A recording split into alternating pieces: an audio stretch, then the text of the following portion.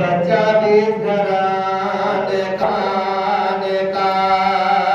जो बीमार हो नन्हे गले से करे भाई हमारी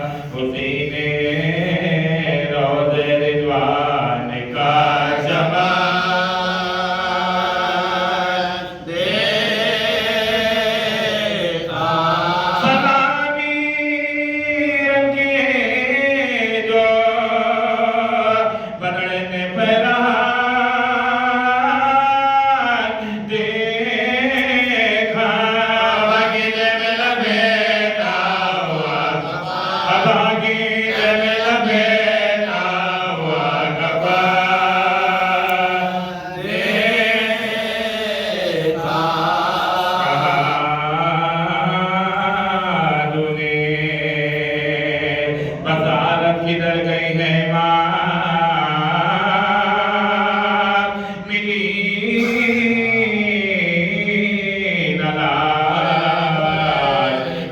की तमाम देखा जवान बेटे की मैयत तुमने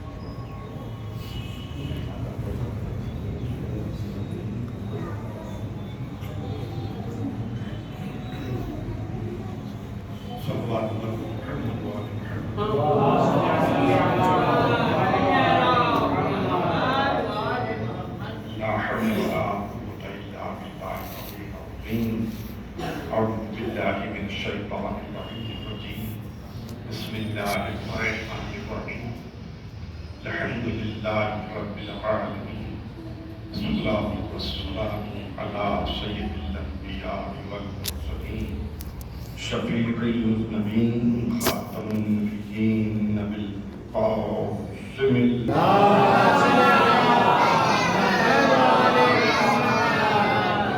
والسلام على الإمام المظفر شداد الغنفر قاسم توبا وصبر أبي شبير وشبر قالع باب الخيبر ساقي حوض الكوثر الإمام النجم الثاقب إمام المشارق والمغارب مخبر العجائب ومنزل الغرائب الذي حبه فرض على الحاضر والغائب غالب على كل غالب مطلوب كل طالب مولانا ومولى الكونين أبي الحسنين علي بن أبي طالب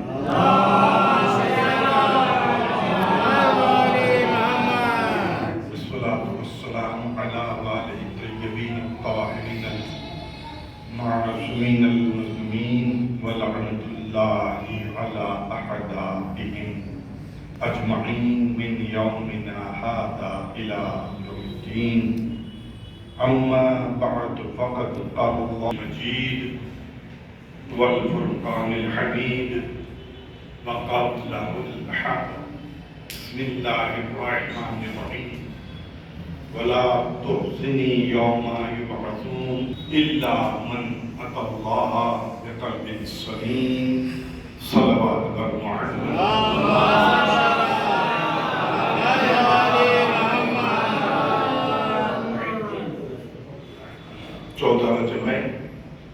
میں اپنی جانب سے آپ تمام کی جانب سے بارگاہ امام زمانہ میں بلاتے سارا سادت امیر المومنین علی بن ابی طالب علیہ السلام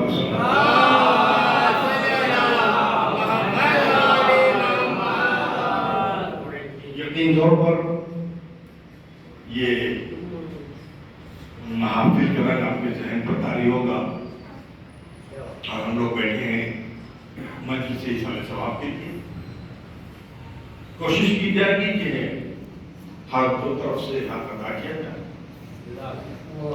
ارشاد ہوتا ہے کہ جب قیامت کا دن ہوگا یوم لا ینفع مال ولا بنون، نہ تم کو اس دن تمہارا مال کام آئے گا اور نہ تمہاری اولاد، الا سوائے اس کے من اتی اللہ بقلب سلیم، ان لوگوں کی کامیابی ہے جنہوں نے اپنے قلب کو قلب سلیم بنایا. سوچنے کی اور فکر کرنے کی بات بھی ہے. کل کے دن کوئی کنفیوژن، کوئی ایمبیگوٹی باقی اللہ نے نہیں رکھی کہ ہم تو صاف صاف اعلان کر دیا تھا کہ جب تم دنیا سے اٹھو گے تو چاہے تم دنیا میں کتنا ہی مال کیوں نہ کما لو، کتنی ہی اولاد کیوں نہ چھوڑ کر جاؤ، مگر وہ دن نہ تمہارا مال تمہارے کام آنے والا ہے اور نہ تمہاری اولاد تمہارے کام آنے والی ہے. یہاں بات رکتا تھی تو بہت حد تک بات ہماری سمجھ میں آ جاتی. اس نے ایک اور جملہ اضافہ کیا کہ من اتی اللہ بقلب سلیم، سوائے ان لوگوں کے جنہوں نے اپنے قلب کو، اپنے دل کو قلب سلیم بنایا. سلیم عربی لفظ ہے، اردو میں بھی استعمال ہوتا ہے. اس کے معنی وہ چیز جو صحیح سالم ہو، وہ چیز جس میں کوئی کمزوری نہ ہو، وہ چیز جس میں کوئی برائی نہ ہو، وہ چیز جس میں کوئی گناہ نہ ہو. یعنی وہ انسان جس کا دل برائیوں سے پاک ہے، گناہوں سے پاک ہے، خرافات شیطان سے پاک ہے، نجاستوں سے پاک ہے، وہ انسان کام ہے. تو اب ہماری فکر ہونی چاہیے جب ہم کو یہ بات معلوم ہو گئی کہ قیامت کے دن کوئی چیز کام آنے والی نہیں ہے. سب کے دوست نے نماز نہ تمہاری اولاد، مگر امید چھوڑی اس نے کہ وہ لوگ جو اپنے قلب کو قلب سلیم بنا. یہ مطلب سمجھ نہیں آیا کہ قلب سلیم کا مطلب کیا ہوتا ہے. تو نے تو کہہ دیا کہ وہ قلب جو برائیوں سے پاک ہو، نجاستوں سے پاک ہو، گناہوں سے پاک ہو، خرافتوں سے پاک ہو. لیکن تو کہہ رہا ہے کہ وہ قلب جو ہر قسم کی برائی سے پاک ہو. تو پھر ہمیں ذرا یہ بھی بتا دے کہ وہ پاک کرنے کا دروازہ کیا ہے. وہ قلب کو پاک کرنے کا گھر کون سا گھر ہے، کہاں جائیں، کس سے پوچھیں، یہ بھی تو بتا دے. اس لیے کہ حکمت الہی کے خلاف ہے. وہ حکم تو دے کہ تم اپنے دل کو طاہر کرو اور کسی طاہر دروازہ کا وہ پتہ نہ بتائے. اسی لیے اس نے کہا انما یرید اللہ لیذهب عنکم الرجس اہل البیت ویطہرکم تطہیرا.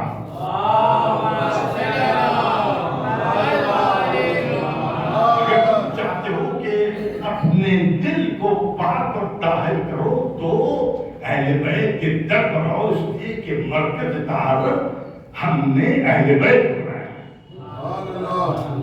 انما یرید اللہ، یہ قول خدا ہے. صرف اس نے قول سے نہیں بتایا کہ یہ در ہے. دو چیزیں ہوتی ہیں، ایک چیز ہوتی ہے لکھ کر بتانا، ایک چیز ہوتی ہے کر کے بتانا. انما یرید اللہ لکھ کر بتایا، لیکن کعبے کی دیوار کو توڑنا یہ فعل ہے.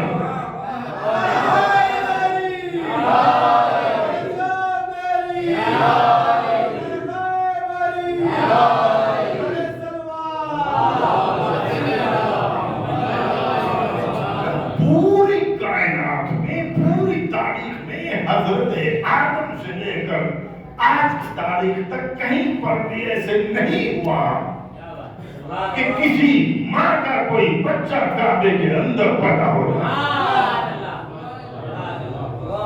صرف بچہ پیدا نہیں ہوا بھائی، یہ بھی ہوتا ہے ہمارے گھروں میں بچے پیدا ہوتے ہیں تو جہاں بچہ پیدا ہوتا ہے وہ جگہ نجس ہو جاتی ہے. وہاں نماز نہیں پڑھ سکتے. اللہ بتا رہا ہے کہ یہ مرکز طہارت ہے, یہ عین طہارت ہے. یہ مت کہو کہ یہ طاہر ہے, بلکہ یہ کہو کہ جو ان سے منسلک ہو جائے وہ طاہر ہو جاتا ہے. اور اس کی دلیل یہ ہے کہ کائنات میں جہاں کہیں جس گھر میں کوئی بچہ پیدا ہو جاتا ہے وہ جگہ نجس ہو جاتی ہے, وہاں نماز نہیں پڑھی جا سکتی. علی اس وجود کا نام ہے جہاں پیدا ہو جاتا ہے, وہ جگہ تو بہت بڑی بات ہے. اس ڈائریکشن سے بھی اگر تم ہٹ جاؤ گے تو ہماری نماز میں قبول نہیں ہوگی.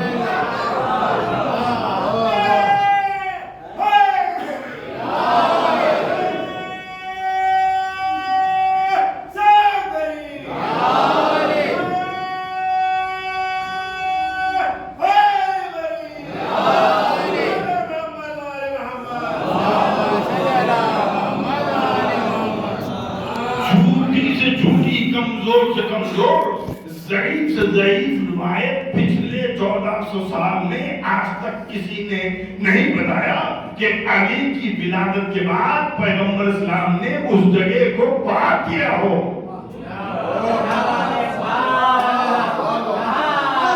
پاک اس کو کرتے ہیں جو نجس ہوتا ہے, جو دوسروں کو طاہر بناتا ہے وہ کیسے پاک کیا جاتا ہے.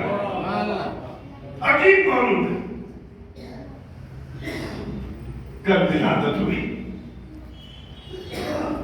آج کہاں ہے علی؟ لوگ کہتے ہیں کون سی بڑی بات ہے, وہ کعبے میں پیدا ہوئے, کعبے میں تو بت رکھے ہوئے تھے, تو بت خانہ ہوا. علی کی ولادت بت خانے میں ہوئی, کون سی بڑی بات ہے؟ ہم نے کہا کون سی بڑی بات ہے؟ ہم نے بھی نہیں کہا بڑی بات. ہم بتانا چاہ رہے ہیں کہ کعبے کی طرف سجدہ کرنا شروع ہوا 2 روایتیں, 2 ہجری یا 3 ہجری. کعبے میں بت رکھے ہیں اور کعبے سے بت ہٹائے گئے فتح مکہ کے بعد 8 ہجری میں. تو 2 ہجری سے 8 ہجری تک مسلمان کعبے کو سجدہ کر رہے تھے یا بت خانے کو سجدہ کر رہے تھے؟ مسلمان پلٹ کر کہے گا بت رکھے ہو تو کیا ہوا, کعبہ اللہ کا گھر ہے. ہم یہی کہتے ہیں بت رکھے ہو تو کیا ہوا, علی کا مولود ہے. دیکھیے ہر مسجد اللہ کا گھر ہے. پوری دنیا میں اس وقت جتنی مسجدیں, چھوٹی بڑی, پرانی نہیں, شاندار غیر شاندار, ہر مسجد پر اطلاق ہوتا ہے کہ یہ اللہ کا گھر, خدا کا گھر ہے. توجہ کرو, یہ بات ذہن میں رکھیے, ہر مسجد خدا کا گھر ہے. کعبہ, بیت اللہ, ولادت ملائکہ ہے, 13 دن کو ولادت ہوئی. یہ حیدرآباد میں 16 رجب کو سجدہ کیا جاتا ہے. جب ولادت 13 کو ہوئی تھی, مگر 13, 14, 15 3 دن علی کعبے میں, اور علی کی ماں ساتھ ہے. پتہ نہیں اتنے بڑے شہر, دیکھو زمانے کا سب سے بڑا شہر ہے مکہ, اور اس شہر مکہ میں سب سے بڑا مرکزی مقام ہے کعبہ. اور لوگوں کو کتنی جستجو تھی کہ ایک چہار دیواری کے اندر ایک ماں اکیلے ہے اور نہیں معلوم کے اندر اس کا بچہ کس حالت ہے. تو 16 رجب کی جب تاریخ ہے, 3 دن گزر گئے. پیغمبر اسلام مکہ تشریف لائے, کعبے کے اندر داخل ہوئے, جناب فاطمہ بنت اسد کو سلام کیا, کہا ماں مبارک ہو, بچہ پیدا ہوا کعبے کے اندر.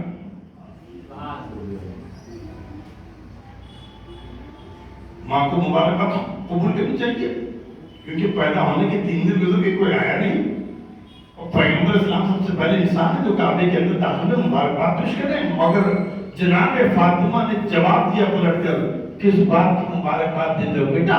بچہ تو پیدا ہوا، زندگی کی 3 علامتیں ہوتی ہیں۔ بچہ جب پیدا ہوتا ہے تو دودھ پیتا ہے، 3 دن ہو گئے بچے نے دودھ نہیں پیا۔ بچہ جب پیدا ہوتا ہے تو آنکھ کھولتا ہے، 3 دن گزر گئے بچے نے آنکھ نہیں کھولی۔ بچہ پیدا ہوتا ہے تو روتا ہے، 3 دن گزر گئے بچہ رویا نہیں۔ یعنی زندگی کی علامتوں میں سے ایک بھی علامت میں نے 3 دن میں نہیں دیکھی۔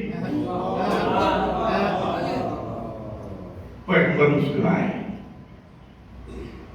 اب تھوڑا سا میں تصور کرتا ہوں، جناب فاطمہ بنت اسد یقین طور پر صحن کعبہ میں بیٹھی ہے، پیغمبر اسلام کھڑے ہیں، علی فاطمہ بنت اسد کی مادر گرامی کی گود میں ہے نا۔ اب پیغمبر چاہتے ہیں کہ علی کو اپنے ہاتھوں پر لے لیں۔ اب میں تصورات کی دنیا میں ڈوب کر دیکھ رہا ہوں، آخری درجے کی رسالت جھکی، پہلے درجے کی امامت کو لگا ہوئی۔ لوگوں نے لکھا کہ علی نبی کی ہاتھوں پر آئے، الفاظ کو بدل کر کہوں، پیغمبر کی ہاتھوں نے رحل بنایا، ناطق قرآن رحل بنایا۔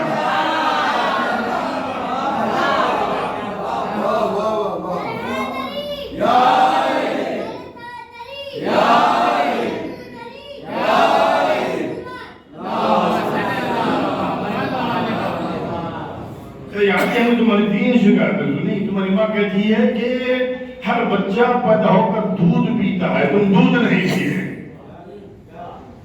عجب نہیں، علی نے جواب دیا ہوگا، ماں کا بیٹا بن کر پیدا ہوتا تو ماں کا دودھ پیتا، آپ کا گواہ بن کر پیدا ہوا ہوں۔ گواہ کا حق مدعی کے حصے میں آتا ہے۔ پیغمبر سمجھ گئے، غذا پیغمبر کو دینی تھی، کیا کیا؟ اپنی زبان علی کے دہن میں دے دی۔ ہم نے روزے اول پکار کر کہا، مسلمانوں گواہ رہو، علی کی ولادت پر نبی نے اپنی زبان علی کو دے دی۔ کہ دوسری شکایت ہے کہ ہر بچہ پیدا ہو کر آنکھ کھولتا ہے۔ تمہاری ماں کہہ رہی کہ تم نے آنکھ نہیں کھولی۔ آنکھ کھولتا تو بتوں سے نظریں 2-4 ہوتی، چھوڑنے میں مربت پیش آتی۔ اب آپ کی ہاتھوں پر آ گیا، علی نے آنکھ کھولی تو سب سے پہلے چہرے محمد کی زیارت کی۔ ایک جملہ سن لیجیے، علی نے آنکھ کھولی تو نظروں کے سامنے محمد کا چہرہ تھا، محمد نے آنکھ بند کی تو علی کا چہرہ۔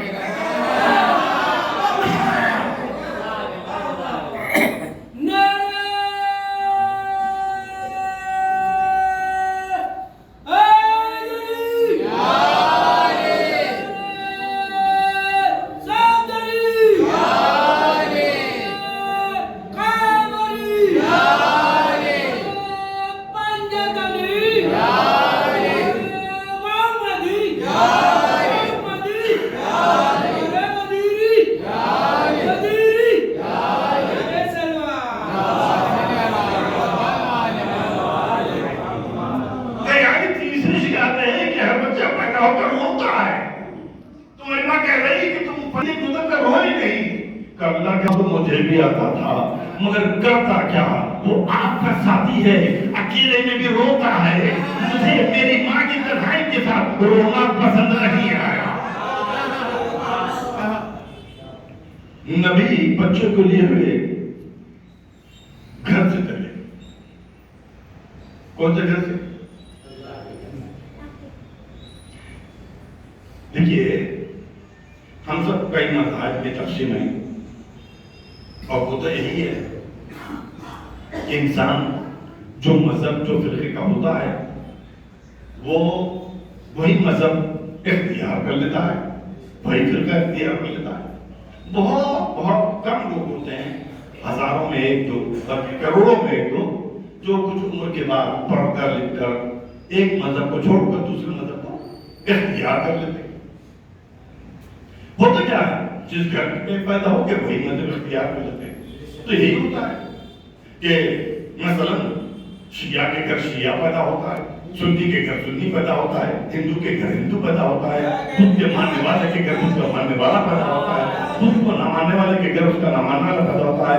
آپ سمجھ رہے ہیں کہ اگر میں لفاظی کر رہا ہوں تو الفاظ کو مختصر کر کے کہا جا سکتا ہے انسان کے گھر میں انسان پیدا ہوتا ہے، خدا کے گھر میں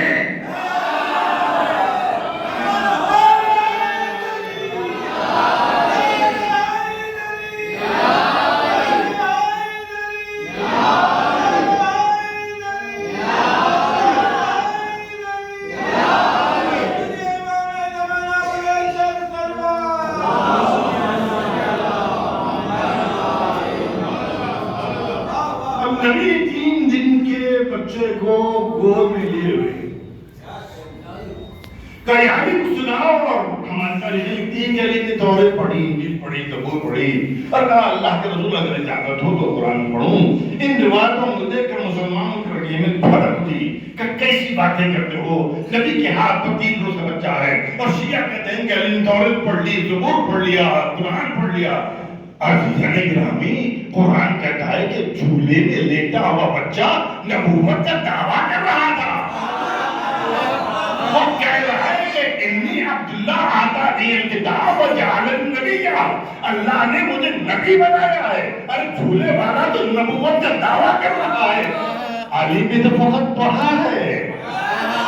اور خدا کی قسم، علی کا پڑھنا بھی علی کا کمال نہیں، ارے جس نبی کے ہاتھ پر کنکریوں نے آ کر کلمہ پڑھا، اگر اس نبی کے ہاتھ پر ایک چھوٹا سا بچہ قرآن پڑھتا ہے، نبی کا معجزہ سمجھو، علی کا معجزہ نہ سمجھو۔ نبی اب خبر تو عام ہو چکی، وہ بھی 3 دن گزر چکے، ہر گھر میں، ہر خاندان میں، قبیلے میں خبر تھی کہ بچہ پیدا ہوگا۔ اور 1400 سال کے بعد جیسے ہم کو ایک عجیب چیز لگتی ہے کہ علی خانہ کعبہ میں پیدا ہوئے، تو اس وقت یہی بات تھی کہ وہ خدا کا گھر کا بزرگ کے گئے تھے اور علی کی ولادت ہو گئی۔ تو جیسے ہی خبر ملی کہ پیغمبر اسلام بچوں کو لے کر اپنے گھر آئے ہیں، تو سارے لوگ چلے نہیں پارے باتیں نہیں کرے، بڑے بڑے چھوٹے چھوٹے امیر غریب دوست احباب رشتے دار محلے والے، ابو جہل ابو لہب، پتہ نہیں کتنے ابو تھے۔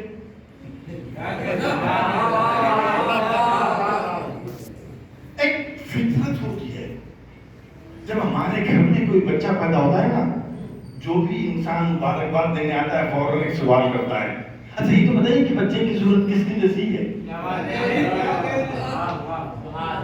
اور ہم لوگوں کے پاس اسی دن جھگڑے ہوتے ہیں۔ اگر کہہ دیں نانا دادی سے ملتا ہے تو دادا دادی ناراض ہو جاتے ہیں، اگر کہہ دیں کہ دادا دادی سے ملتا ہے نانا نانی والے، بڑا مشکل مسئلہ ہوتا ہے، سمجھ کے جواب دینا پڑتا ہے۔ پیغمبر کا بڑی مشکل ہے، سارے لوگ جب ہو گئے کہہ رہے محمد بچہ پیدا ہوا، مبارک ہو مبارک ہو مبارک ہو، مگر یہ بتاؤ کہ بچے کی صورت کس جیسی ہے؟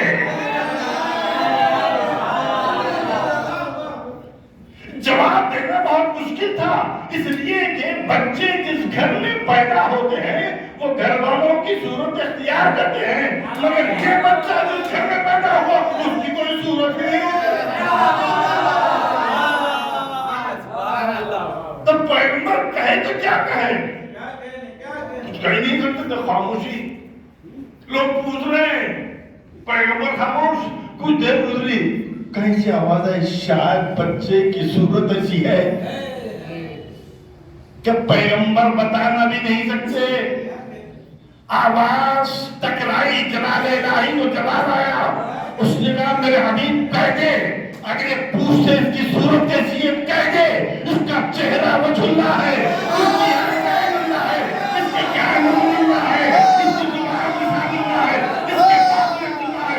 نبی نے تیزی سے کہنا شروع کیا، تم پوچھتے ہو بچے کی آنکھ کیسی ہے، کان کیسا ہے، زبان کیسی ہے، چہرہ کیسا ہے۔ نبی نے کہنا شروع کیا، سن لو، اس کا چہرہ وجھلا ہے، اس کی آنکھ اللہ ہے، اس کے کان اللہ ہے، اس کی زبان اللہ ہے، اس کے پاس اللہ ہے۔ کہتے کہتے نبی خاموش ہو گئے۔ ہم نے ہاتھوں کو جوڑ کر پوچھا، ابھی یا رسول اللہ سوال کا جواب دے رہے تھے، خاموش ہو گئے۔ کہ میں سوچنے لگا، بڑی منتوں سے طلب کیا تھا اس بچے کو، چہرہ اس کا ہو گیا۔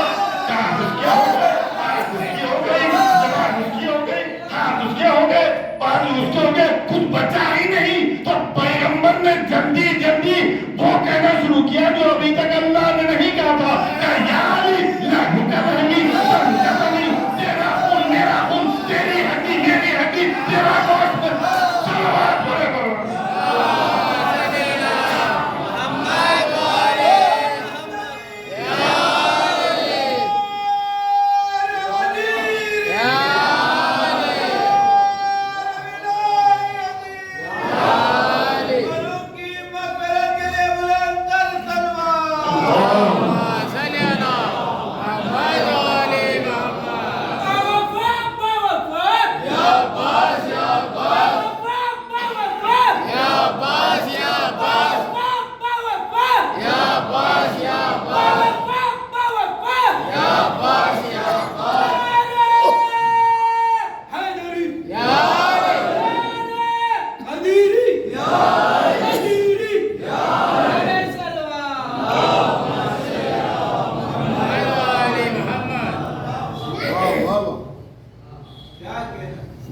تعارف سن کر علی مسکرانے لگے.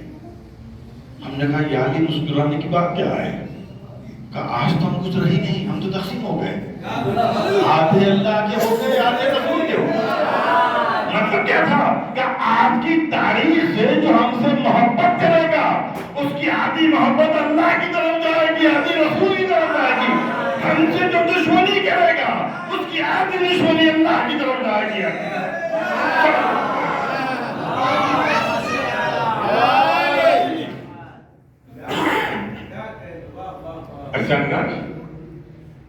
ہم نے اسی علی کے دروازے پر پہنچ کر آواز کی.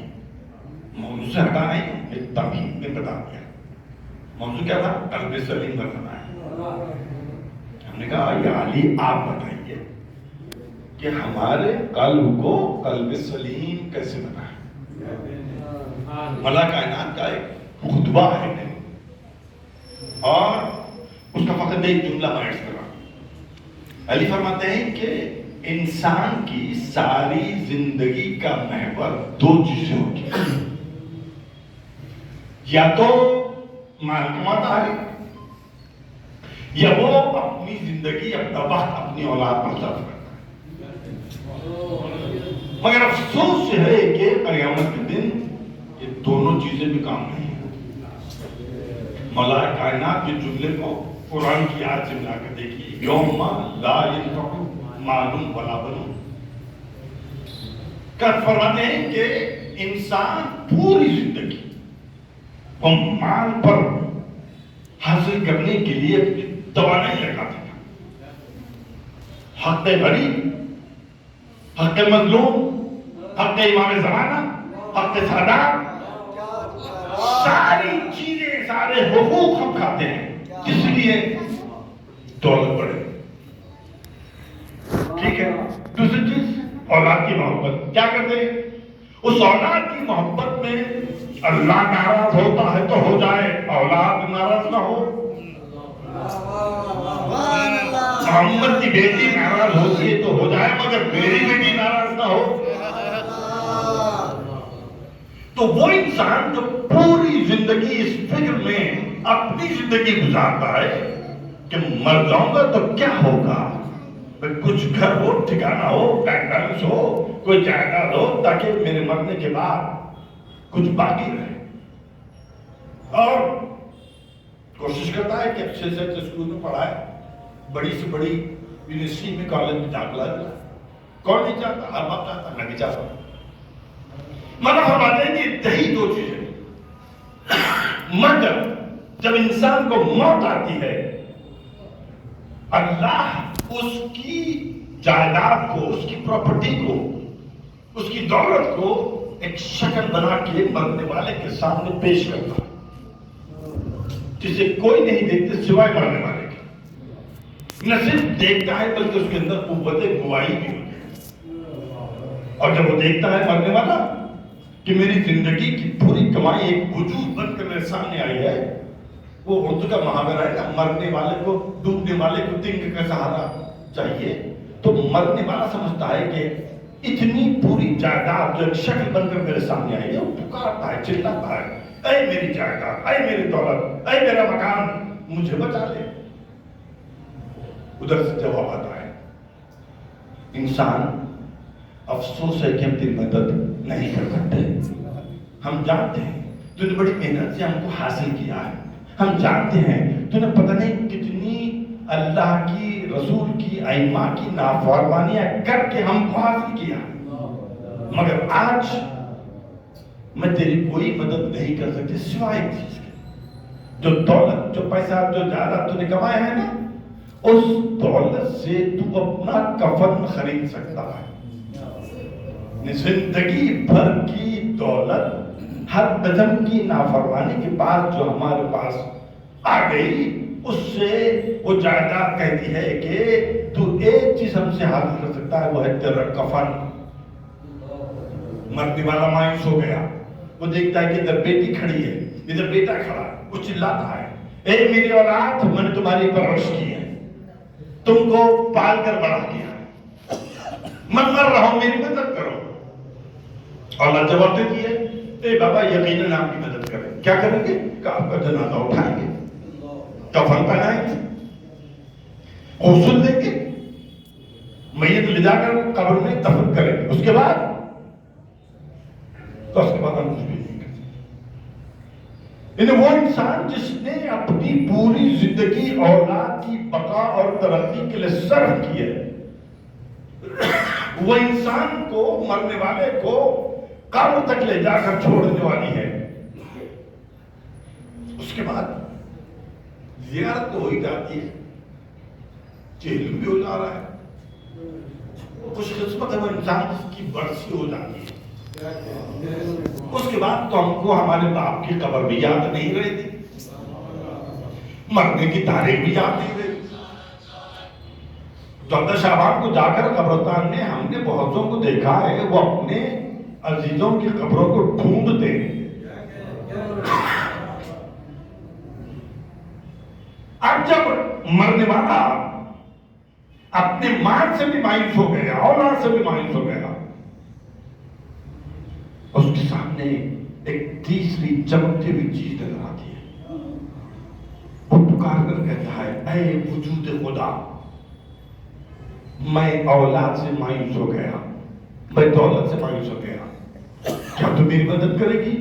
وہ وجود سے آواز آئے گی, مرنے والے یقیناً ہم تیری مدد کریں گے. وہ پکار کر کہے گا, مدد کا وعدہ تو دولت نے بھی کیا تھا مگر کفن کے خریدنے تک, مدد کا وعدہ اولاد نے بھی کیا تھا مگر قبر میں دفن کرنے تک, تو کہاں تک مدد کرے گی؟ کہ تمہارا انتقال ہونے کے بعد سے لے کر قبر تک, قبر سے لے کر برزخ تک, برزخ سے لے کے پولیس رات تک, پولیس رات سے لے کر قیامت کے میدان تک. اس کو بڑا تعجب ہوگا کہ اولاد نے رشتہ توڑ لیا, جائیداد نے رشتہ توڑ لیا, تو کون ہے جو میری اتنے مراحل میں مدد کر رہی ہے؟ کہ میں تو تیری نیکیاں ہوں جو تو کبھی کبھی کر لیا کرتا تھا. تیرا وقت تو مال کمانے میں صرف تھا, تیرا وقت تو اپنی اولاد کو جائز ناجائز خواہشوں کو پورا کرنے میں صرف ہو رہا تھا. کبھی کبھار تو تم نے کچھ نیکیاں کی ہیں, اس نیکیوں کا ایک وجود بنا, ہم وہ وجود ہے جو تیری مدد کر سکتے. اب سمجھ میں آتی جائے گا کہ گھر میں اگر 3 کمرے ہوں اور انسان ایک کمرے کو مکمل طور پر دلہن کا کمرہ سمجھ کر سجا دے اور دوسرے 2 کمروں پر جھاڑو بھی نہ ہو, یہ ناانصافی ہے. ہماری زندگی کو تقسیم کرنا ہے, ایک حصہ اولاد کی پرورش, ایک حصہ مال کمانا ہے. کسی امام نے, نبی نے نہیں کہا کسب حلال کرنا, اگر راستے میں خدا نخواستہ موت آ جائے تو اس کا مرتبہ شہید کا مرتبہ ہے, معمولی چیز نہیں ہے. اور تیسرا حصہ خود اپنے لیے اعمال خیر جمع کر. کسی نے نہیں ہوگا, اولاد اللہ کی امانت ہے, کہتے ہیں کہ قرآن مجید اور محبت اہل بیت کے بعد سب سے بڑی امانت جو اللہ نے تم کو دی ہے تمہاری اولاد ہے. اگر اس کی پرورش نہیں کرو گے تو جواب دینا پڑے گا.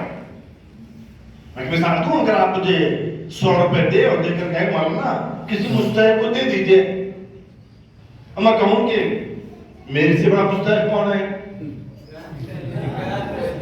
تو میں چاہے کتنا ہی بڑا مولوی ذاکر عالم فاضل بن جاؤں, میرے اعمال پورے غارت ہو جائیں گے. کیوں؟ کہ میں نے امانت میں خیانت کی. انسان کی امانت میں خیانت کرتے ہو تو اعمال ختم ہو جاتے ہیں. اللہ کی امانت میں خیانت کرو گے, کسب حلال حاصل کرنا لازم ہے. اللہ کا اعلان تو سب ظاہری خلافت ملی تھی. لوگوں نے آ کر کہا یہ علی ذرا مسجد میں آئی ہے, بہت بڑی مسجد میں بنائی ہے. علی پہنچے, مسجد بھری ہے لوگوں سے, کوئی تسبیح پڑھ رہا ہے, کوئی نماز پڑھ رہا ہے, کوئی قرآن پڑھ رہا ہے. چلے گئے دوپہر کو پھر دیکھا لوگ عبادت میں مصروف ہے. چلے گئے پھر شام کو آئے, پھر دیکھا لوگ تلاوت قرآن, عبادت, اللہ, تسبیح, رکوع, سجود. تو علی نے پوچھا آخر یہ لوگ ہیں کون جو صبح شام تک عبادت کر رہے ہیں؟ جانتے ہیں یا علی یہ رجال الحق ہے, اللہ کے پسندیدہ بندے.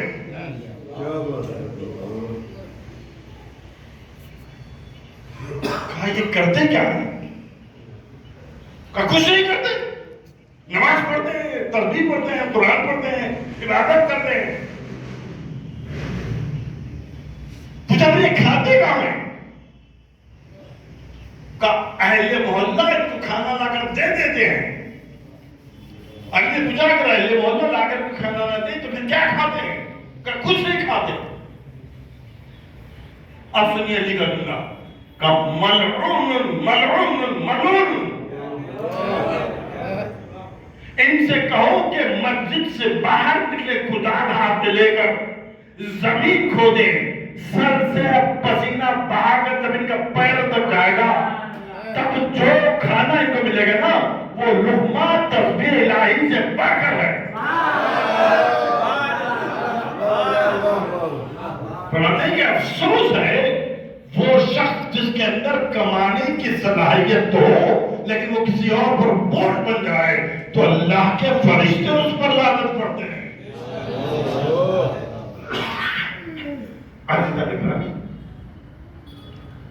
بہت اچھی بات ہے, رجب کا مہینہ 13 گزر چکی ہے, 16 کا انتظار ہے. لیکن ہماری نوجوانوں سے خاص طور پر گزارش ہے, ہم ان کے سامنے ہاتھ جوڑ کر کہتے ہیں کہ جب ان تاریخوں میں علی کی ولادت کا جشن مناتے ہو تو کچھ اس طریقے سے مناؤ کہ دیکھنے والا کہے کہ یہ علی کا ماننے والا, چاہنے والا, کلمہ پڑھنے والا. لوگوں کو ہمارے اعمال دیکھ کر ہم خود اٹریکٹ کر رہے ہیں کہ وہ شیعت کی طرف آئیں, امام علی کو پہچانیں, ہم سے سوال کریں کہ آخر تمہارا امام کون ہے جس نے ایسی قوم تیار کی ہے. خدا کی قسم ایسے حرکتیں کرو کہ دیکھنے والا اس کو تماشا سمجھے. علی کی ولادت کا جشن منانے کے لیے ہمارے جیسے انسانوں کی علی کو ضرورت نہیں ہے, بہت منائے گا.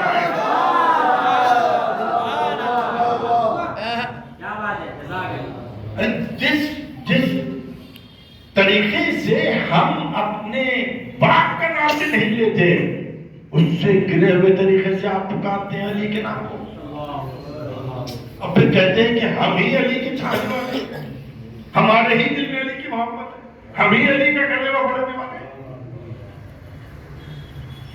پتہ نہیں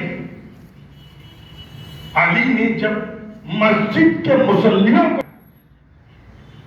پانی ہے پوری رات جاگی ہے، 15 دن کی رات 16 کی صبح نہیں بنتا کہ جا کر کام والے کو کام پر جانا ہی ہے، پڑھنے والے کو اپنے اسکول اور کالج جانا ہی ہے۔ خدا کی قسم جا کر اپنے اسکول کے پرنسپل کے سامنے یہ مت کہو چونکہ میں نے کل رات جاگا ہے لہذا آج پڑھ نہیں سکتا۔ علی پڑھنے والوں سے محبت کرتے ہیں، نہ پڑھنے والوں سے محبت نہیں کرتے۔ علی کام کرنے والوں سے محبت کرتے ہیں، بیکاروں سے محبت نہیں کرتے۔ بزرگوں سے گزارش ہے تاکہ قسم یہ مت کہیے کہ آج کے زمانے کے بچے مومن باپ اور مومنہ کی گود میں سرپرستی پانے والا بچہ زمانے کا بچہ نہیں ہوتا۔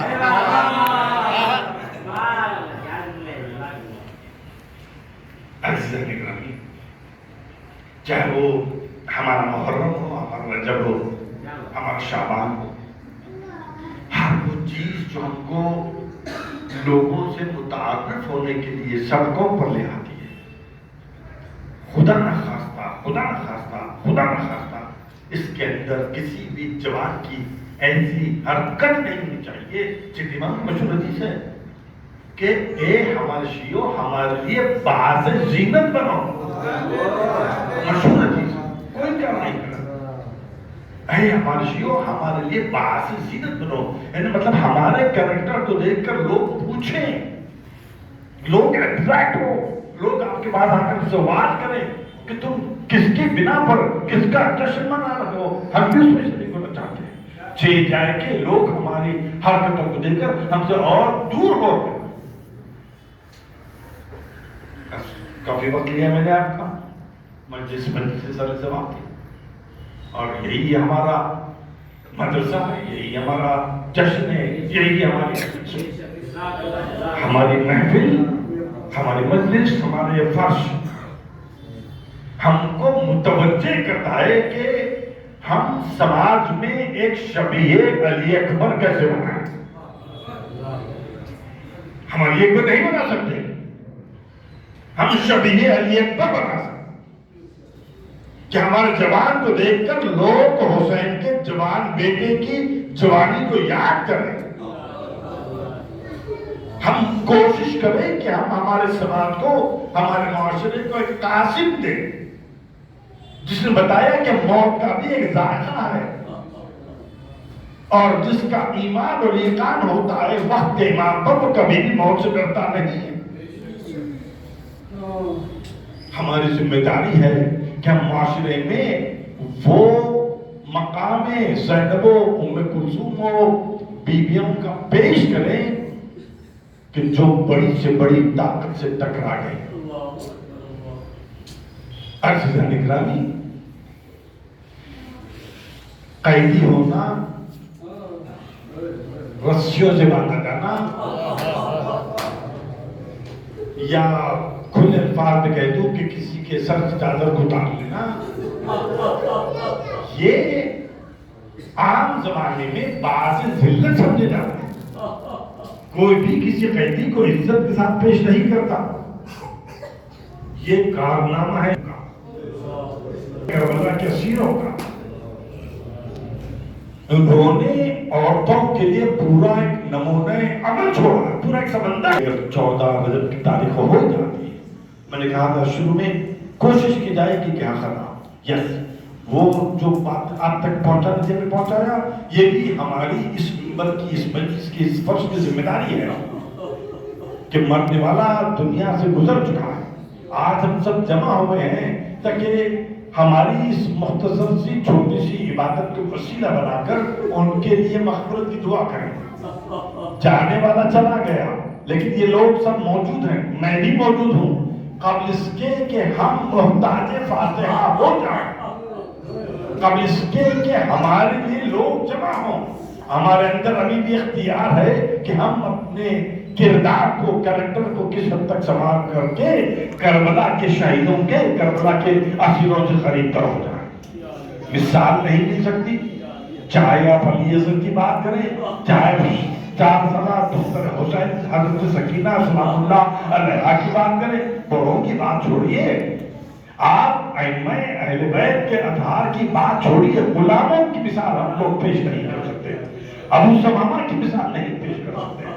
عزیزان گرامی، لیکن پھر ایک خیال آتا ہے کہ ہمارا ایک دوست، ہمارا ایک رشتہ دار، ہمارا ایک بھائی دنیا سے اٹھا، اتنے دن گزر گئے، اس کی ایصال ثواب پر مجلس بلائی گئی، پھر اتنے لوگ جمع ہو گئے، انہوں نے مجلس میں شرکت بھی کی، آنسو بھی بہائے، فاتحہ بھی ہوئی، دعائیں مغفرت بھی ہوئی، فوراً ذہن میں خیال آتا ہے کربلا کے میدان میں بھی یہ مارا گیا، مگر کون تھا جو اس کے لاشے کو دفن کرتا؟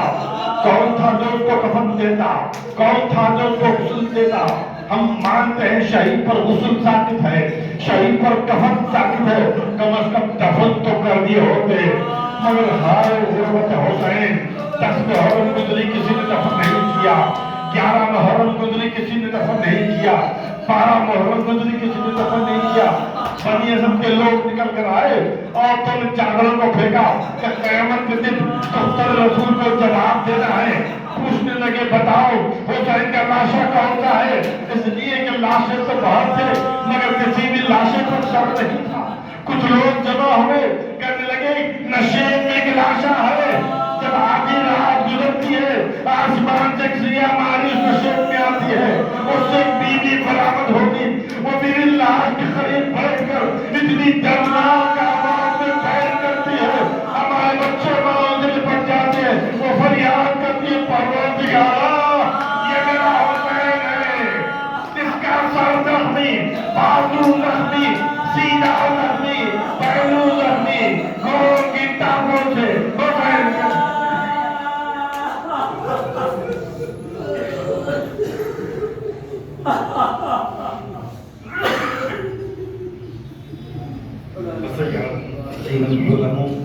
أيها المنقلبون المنقلبون على لعنة الله على الظالمين ربنا تقبل منا هذا البيان رحم الله على من قرأ الفاتحة على أرواح المؤمنين والمؤمنات بعد دیگر گزارش ہے کہ اس سورہ الحمد تلاوت پا کر جناب محمد شوکت حسین صاحب ابن نواب محمد صادق سزا محروم کے لیے ایصال ثواب فرمائیں۔ بسم اللہ الرحمن الرحیم الحمدللہ مالک یوم